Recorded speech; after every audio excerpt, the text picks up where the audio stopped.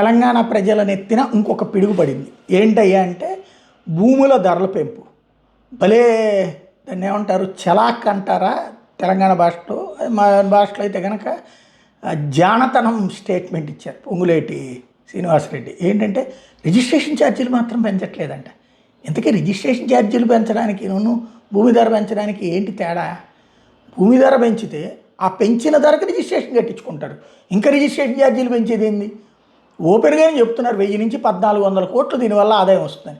2.5 కోట్ల నుంచి 30 కోట్ల దాకా పెంచుతారంట. అంటే భూమి విలువ ఉన్నా లేకపోయినా సరే పెంచేస్తారు.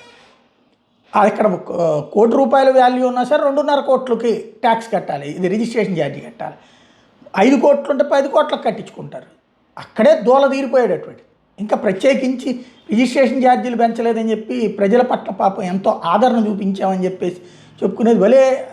రోజు రోజుకి ఎట్ట తయారైపోయిందంటే పత్రికలలో బుర్రగా కరువు అయిపోయింది.